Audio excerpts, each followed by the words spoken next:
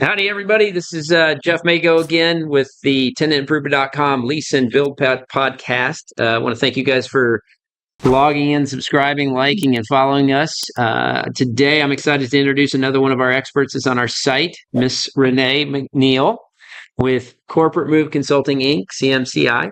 I know that there's all these different facets that we talk about in a commercial construction process, especially, you sign a lease and then you're moving from one space to another, and there's all kinds of, unknowns that you really should be thinking about to make that work. And so I invited Renee in today. She and I have known each other for quite a while. A long time. I mean, we were talking about that earlier and stuff like that. So anyways, Renee, you're my hero for being on the podcast. So thank you. No, you're my hero for having me on the podcast. Really appreciate it.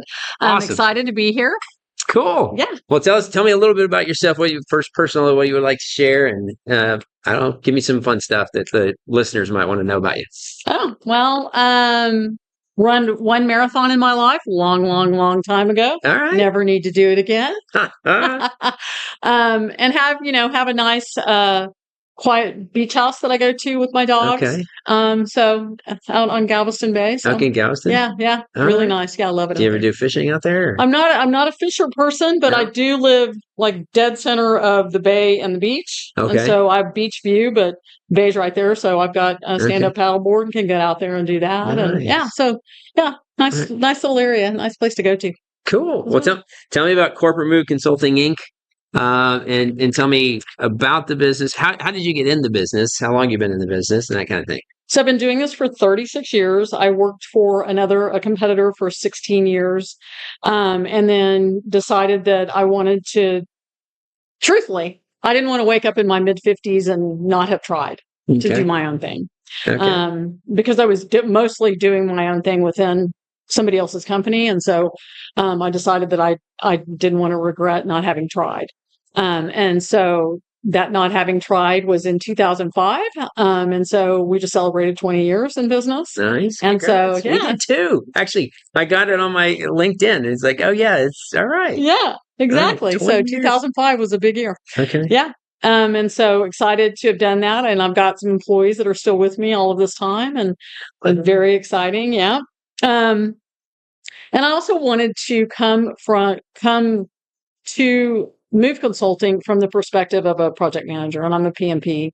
Okay. Worked to get that. Got my PMP in 2007, and really set up my processes based on project management. Okay. And so I fit right in with a lot of the construction managers that are doing work, a lot of the architects that do that front end work, because we fit right into the puzzle pieces at that back end. Yeah. So yeah.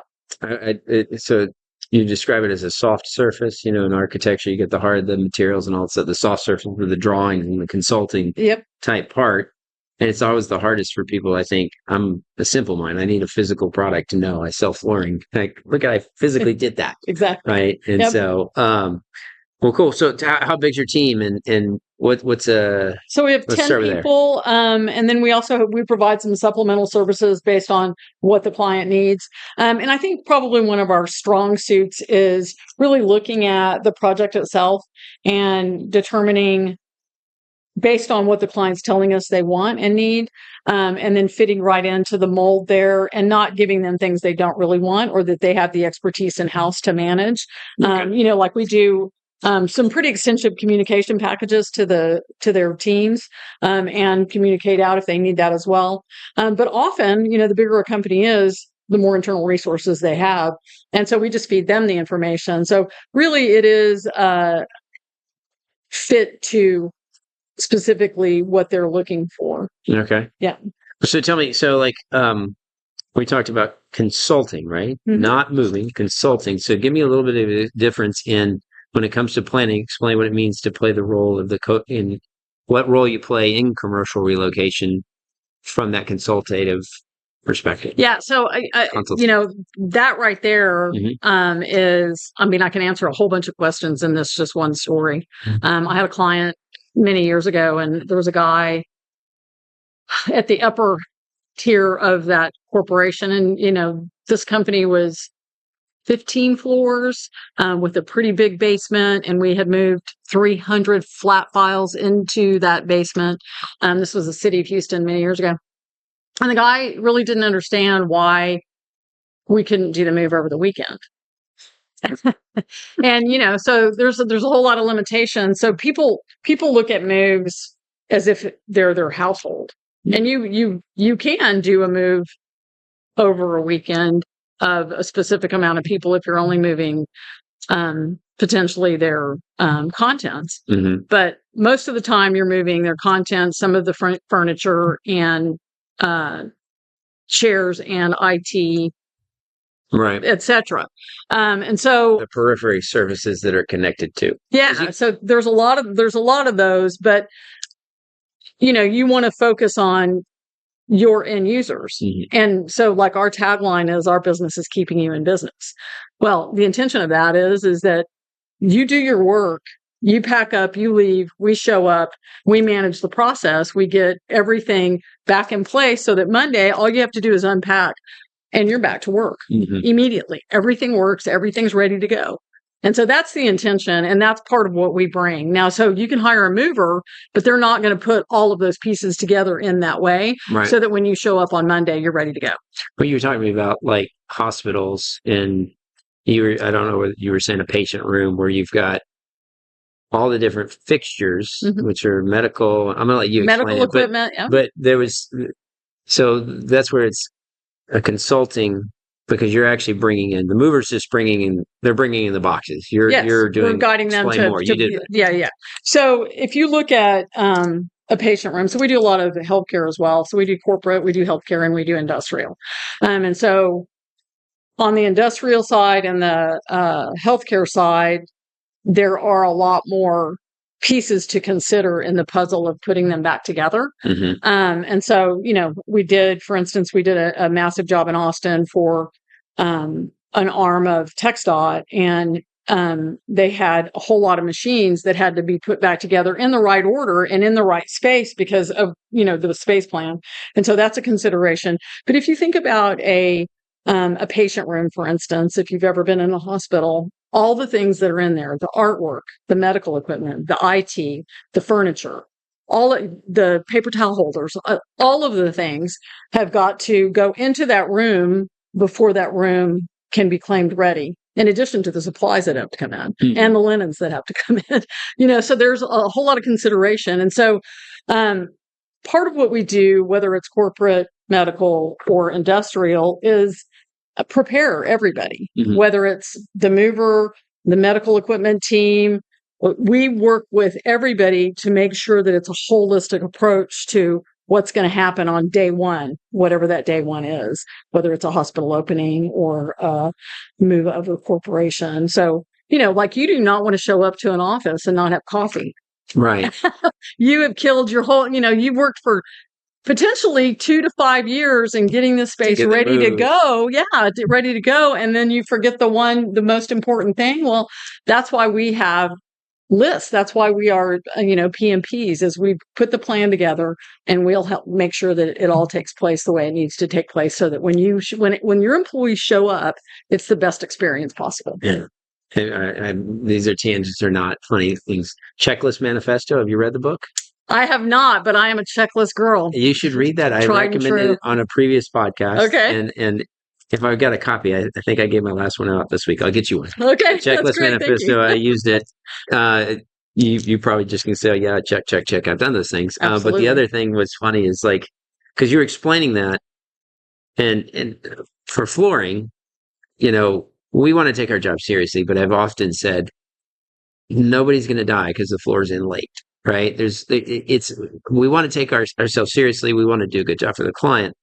But when you start talking about hospital situations, you were talking, I want you to talk a little bit about a mock move, but also how you worked with the team so that it wasn't just, we got it all in order, but there was communication, I guess you said, with the nurses or the employees about what their flow is going to be. So with any kind of project, whether if it's a corporation, you're probably going to want to know about every single department and what's going into every department. And one department, like a comms department, is going to have marketing materials that are really important to them.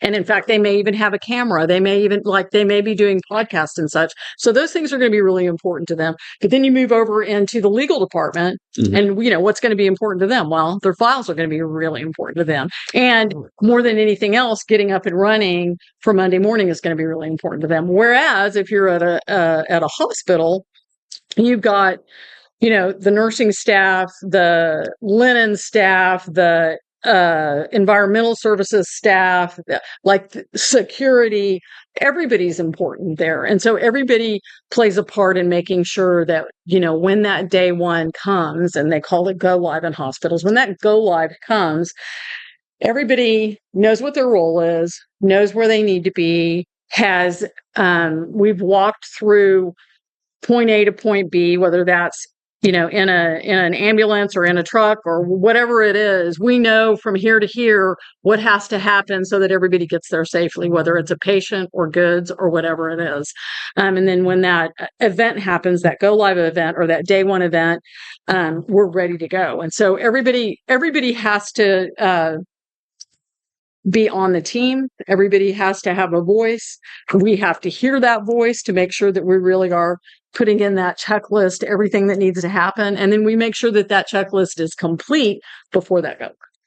I think it's been a while since we've talked, but I think this is a good, even after having known you for so many years and stuff, I'm now like some of the depth, like, because you use the term activation. I want you to explain what activation is, because I really thought, I was like, I need to take that back to Floor Zone and talk about it. It's just not the tangible get the move done, tangible get the flooring installed. Right. It's a experience, which is what I think you're describing. It's an experience. Right. It's an absolute experience. Yeah. So I think that's one of the cool things about, we've done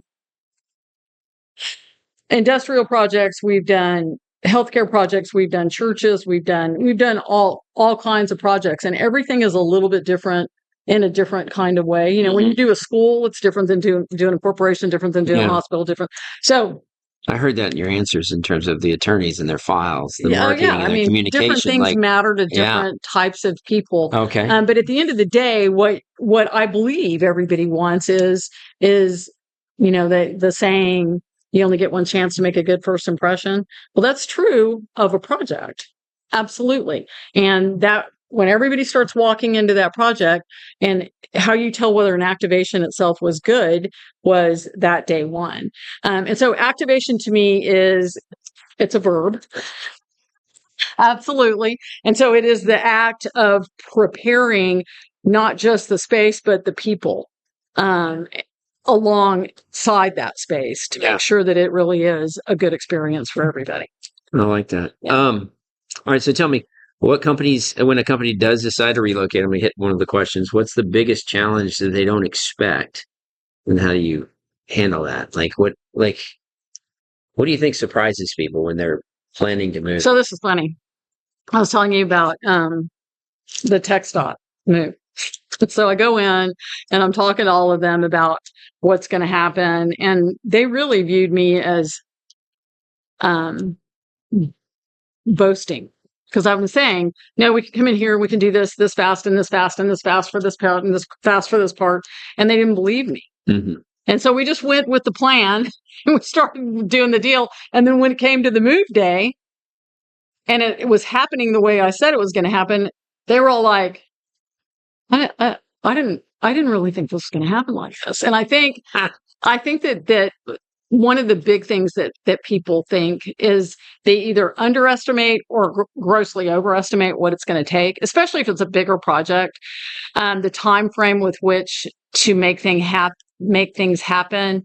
I think if you've never done a major move, there's no way you would know what that's going to look like. Mm-hmm. You're comparing it to something that's not, it's not an apple to an apple comparison. And so I think that's one thing that happens for sure. Yeah. In healthcare, I think one thing that happens all the time is if you are growing getting your new staff on board in an appropriate time frame is a massive problem. Because the amount of, especially in healthcare, the amount of time it takes to hire somebody and get them onboarded and get them acclimated to their new role. Yeah. That takes a lot of time. So that's a pitfall for that organization in and of itself. Not planning ahead. So tell me a little bit like advanced planning, how far ahead, and depending on size or what, do you have any rules of thumb? When do you start telling people to start talking to you? Yeah. So it depends on the size of the company, obviously. So the smaller like you asked me earlier, what sizes of things, and I've moved one person and I've done 8,000 people. So it depends on the size of the company, obviously. So I would say if it's a floor and above, I'd say a floor to 2 or 3 floors, you want probably 6 months. And I've done them in 2. So we're probably one of the few consultants in town that I'm saying this specifically to you, the person who didn't consider it before, but wants to consider it now. Even if it's late, we can still help you. We absolutely can still help you. I do have a competitor that says if you don't give her minimum of 3 months, she's not talking to you. Well, we're not that guy. We will come in and do it. We're still going to have to go through all the same. You're not going to save any money by waiting. In fact, you're probably going to spend a little more. Right. So I wouldn't recommend it. And then like I'll tell you, there's a hospital project that I'm working on now that we're going to do 6 floors, and it's all ICU floors. And so we're a year out on that. And then another one that I did 10 floors of a hospital, and we were a year and a half out. Oh. So it is absolutely subjective. There was one of my industrial projects. We were a year and a half out, but we probably could have gotten it done in 8 months if construction had been ready for us. And so it absolutely is subjective. And, if you do wait, still call, because we can still help save the project for sure and make that day one experience excellent. Is there a sign that someone who's starting to plan this and leasing, a moment that they should go, once they hit this, they go, oh my gosh, that's why I got to call Renee? Like, is there, I know that wasn't on our list of questions, but I'm kind of like the deer in the headlights moment where you just go, oh, I have overcommitted. Probably with, that's probably going to happen. Or the client's going to say something, well, what am I going to do about communications to my staff? And you're like, well, now hold on. Okay. That's something. Or what about this file room?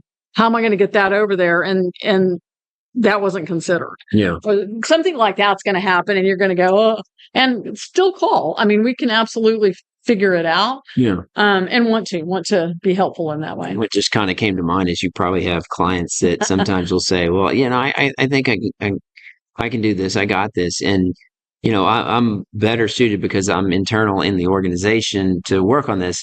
But that might be the weakness, because they don't stop to think about everything else because, oh, well, so-and-so handles that. That wasn't, why should I have considered what they were supposed to handle? Right. In that process. That's exactly right. Is one thing. Well, all right. So because here's what's interesting. You talked, I asked you, we were at lunch earlier, and I said, how many people? And you said from 1 to 8,000. Tell us just quickly the difference of what is the service and why you're moving one, and what is, we've talked a little bit about the full floor, but I found it interesting that you have long-going relationships with hospital systems or with clients that use it repetitively for the individual moves, which aren't the big plans. Yeah, so I have one hospital client here who I started working with, I believe, in 2010. And, I fought for that project for 5 whole years before I actually was able to do a project. And I finally got the opportunity. And now at this point, we're above 420 projects for them. Oh, wow. In these last many years. And so part of that is us knowing them and them knowing us, and working with their internal PMs, and then their internal PMs going, wow, that was really easy for me. All I had to do was call CMCI and then give them the addresses, and then we take the ball and we run with it. And so there's a lot of those that happen where it frees up those PMs to actually do the PMing on their bigger projects, and then the little stuff they can get out of the way pretty quickly. So I would say two things about that. One is, it's a bigger corporation typically that allows us to do these one-off moves and get them off their plate quickly and know that they're going to be taken care of and know that they're going to be communicated with throughout the project and know that it's done when it's actually done. And then another one, I had a law firm actually asked me, they had just done a project in New York that part of it, in particular, the IT part of it didn't go as well as the project that we helped them with here. And the IT guy came up to me and asked me, like, what about out of town? And I said, I don't market out of town. I don't seek projects outside of Houston unless I know one that's going to happen that I know I can go fulfill. Like that Austin project that I did. But I don't really seek that. That's not part of my marketing effort, but I will go anywhere my clients want me to go. And so that's another piece of that. Yes. You showed me something cool with your dashboard on your phone. Yeah. Tell me about tools and technology. So, one of the things that I looked for a many number of years was something that would allow me to safely share what I need to share with my clients and not hurt my own IP. Mm-hmm. And so I found a tool that allowed me to do that. It has a dashboard on it. And so one thing that is really cool about it is I can meet with my client and say, what are the 5 most important things to you on this project? Whether it's budget, whether it's go live dates, whether it's, showing the process of getting into spaces for terminal clean and all that kind of stuff. Same thing on a corporate project. You want to make sure that the flooring's in and then the artwork goes in and the space is clean and that the coffee's on and whatever it can be, a Gantt chart, a bubble chart, whatever that Venn diagram. No, we were talking about that separately.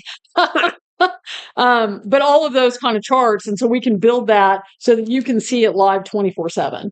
And then also to be able to get in and look at all those. So we do meeting notes copiously. I mean, just a ton of them. To know what, and then there's a separation that it has something that allows me to create my checklist and have, 27 people responsible for things on specific dates, and they can get into this thing and only see theirs. And so it separates it out for everybody in a way that's both good for us and good for them. It's phenomenal. And my clients that do it actually save money doing it because they can get in and update their data. And it saves the team time from having to go through it every single week. And so the clients that I do have that really actually buy in save themselves a ton of money. Whereas the clients that don't necessarily buy in and we go through it every week, it works either way. We're still taking care of it. So I love technology. Okay. Yeah. So it's great. Give me a few as we come to a close and get closer to the end of the podcast here, but give me a few ideas, lessons, experiences you've given us a few years that you've been in this, 20 years, 36. 36. Well, 20 years in the company. Yeah. Lessons learned, like if you had a client, let's say, think of 2 different clients right now. And so we have one client that's a kind of where you're talking about moving one individual within the company or something like that. That's a repeat client. That might be a hospital system or maybe a large, any type of company that has a lot of employees, mm-hmm. and they need to move around. Some lessons learned working from that perspective, and then a lesson learned from, I've got a law firm, I've got 2 full floors, I'm about to move. What's kind of... Well, I think there's one thing that fits in early, and you asked me this question earlier. I think the timeline piece is critical, because I think the move itself always goes back burner, mm-hmm. because everything else is so important. Mm-hmm. Especially if you're the person that is managing the architect and the owner's rep even, mm-hmm. And you've got all of these people on a call every week, you're busy. You still have your regular job, mm-hmm. and you're doing all this other stuff. And so I think if you can break away fast enough to get somebody on board to help you, mm-hmm. I think it'll take, 30% of stuff off your plate because there's somebody else looking at it. And then, if they have the right tool, then they can also get all that out to everybody. Because what I see is at the end of the day, when we get somebody moved in, the person managing all that stuff is the most tax person in the room for sure. Mm-hmm. And so if I can take anything away, and don't discount that list, the list is an important thing for the whole team, IT included, and and I think one thing that I've learned from hospitals that I think is a good carryover for corporations is to really be inclusive. I work with one hospital system who is incredible about making sure that everybody on the team knows what's going on and has a say in it. Yeah, and don't be afraid of including people and being willing to say no to them too. Because sometimes people do want to change the plan after 5 years, and you're like, no, we're not changing the plan here. All right. We're just having a conversation about because you're going to have to say no to that. And sometimes my clients tell me, okay, well, you're going to have to say no. I'm like, okay, I can say no. It's okay to say no. But you do want everybody to know what's going on. So in developing tenant improvement, the team that I've assembled, and at Florissant, some of the team, they're really good people, but sometimes I'm challenging them, like, y'all have to speak up. Yeah. Right? You have to speak up. And some of the buttons and bells on the site and development was like, all right, y'all tell me what y'all want. And I already have a clear understanding what I want. And then they come back and like, this is it. And I'm like, it's not what I want. You got to listen to it. But yeah, but what I do find myself surprised when I do get my teams to speak up, sometimes that they're just going to open up to that one thing that you didn't consider. Sure. And you're like going, oh, you're right. Yeah. Right. And you just have to be aware when they grow confident in giving you those suggestions. Well, you said the last four times. Right. Well, and yeah, I mean, the other side of that coin too is that if you, in fact, are able to get everybody's buy-in, at the end of the day, that day one is going to be a beautiful experience because everybody's invested. Yeah. And so if you can bring the whole team in, I think it's always going to be a good idea. Do we want to broach you and I have had some offline comments about owner's rep, construction management, consulting, move consulting. Yeah. So because there's a couple of, so slicing and dicing. Yeah. Slicing and dicing. So I really successfully worked with a couple of owners reps in the world. And I think, and they truly are handling the owner side of the budget and construction management and the architect and having all of those, and in our budget too. So, we get the mover on board as well. And so there's, my budget and their budget that falls into that realm as well. And I think, like, I just walked a project that I thought an owner's rep was bringing me into to manage the move itself. And when I got there were a whole bunch of movers there. And basically they wanted me to manage the mover and the decommissioning without me having any say in the move itself. And I think that particular owner's rep was trying to manage that process for the client as well. And I could see where things were going to go off the rails and I wasn't going to have a say in that. And so for me, I'm going to pass on this opportunity, because if I can't get in and actually create that list for you and make sure that all of those things are happening and make sure that at the end of the day, your business stays in business, especially for a law firm or especially for any, like an architectural firm or a law firm, anybody that has a billable entity, that matters, because it's just like my company. If we're not billable, we're not making any money. And so at the end of the day, you want to make sure that they're efficient, it goes fast, on time, on budget, all of those things. And I think that's one of the differences is if you have somebody that's trying to manage all the processes for architect, construction, move consultant, artwork, mover, I would be, I would look hard and deep about what specifically they're doing for you versus what an outside entity can do. Yeah. So I think what I learned listening the most is, like, again, your use of the word activation, right? So you've got the construction project, and just like you said, that's in itself immense, right? Yeah, it's huge. And then, but the activation, literally you exist in this space. Now we're going to make it so that you flow into the new space, and everybody's exhausted at the end of the construction project. Absolutely. And so having someone who's going to your eyes on all of those points. Yeah. The construction side alone is huge. Those punch lists are massive usually. And so to also consider this move side of it and the, pulling everybody over side of it. Yeah. That's a lot. Yeah. Yeah. Are you ever, then let's say that if you've had a relationship or an experience where there is an owner's rep or a construction management team, mm-hmm. are they, because some of the furniture stuff that you might have, oversight on and managing for has an electrical concern, has a, mm-hmm. So an IT concern.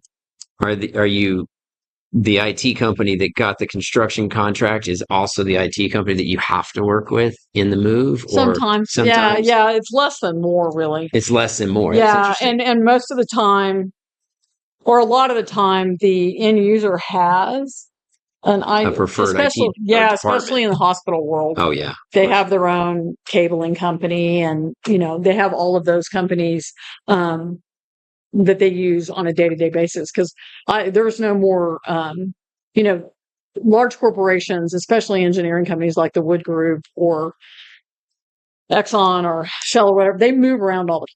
Yeah. And that's part of their company culture. Well, they do nothing compared to hospitals. Hospitals move around all the time. And so they've got their own set of teams that you are required to work with, and that you end up, because they have 2 or 3 architectural teams. They have their cabling company tends to be the same. Yeah. So, yeah.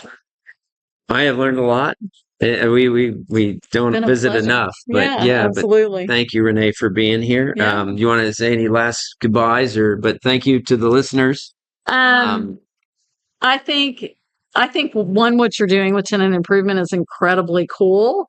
And I think if I were a facilities manager for small to huge, I think using it, like one of the cool things that you showed me was the Pinterest type thing that you can do where you can just put this board together, and that board can be your team.